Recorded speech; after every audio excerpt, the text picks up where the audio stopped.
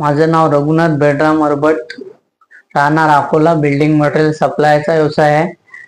मी 9 महिने झाले गुन्हा दाखल केला होता, पण 9 महिन्यात माझं काही झालं नाही. त्याच्यानंतर SP साहेब आल्यामुळे गुन्हे दाखल झाले होते.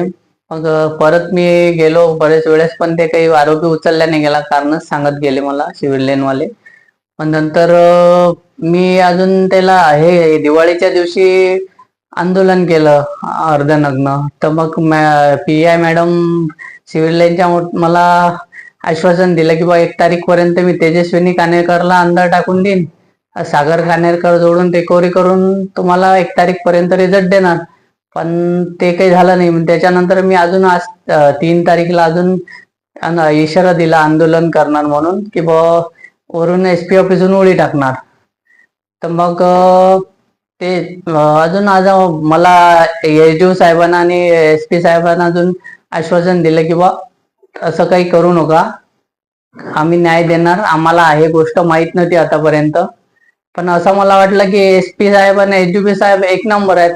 आधी तर मला माहिती होतं की बा SP साहेबच एक नंबर आहे, पण SDO साहेब पण एक नंबर आहे. पण सिव्हिल लाईन पोलीस स्टेशन असं वाटलं आता 2 नंबर आहे, कारण की मला रिझल्टच नाही दिला. त्याच्यामुळे असा विश्वासच पोलीस प्रशासनातून उडला होता. पण आता SDO साहेबांना आणि SP साहेब बोलल्यामुळे मला पुरेपूर विश्वास झाला की बा आता आपल्याला न्याय मिळणार. ही अपेक्षा आहे माझी. आता नाही नाही झालं समजा तर अजून काहीतरी याच्यापेक्षा वेगळं करणार मी.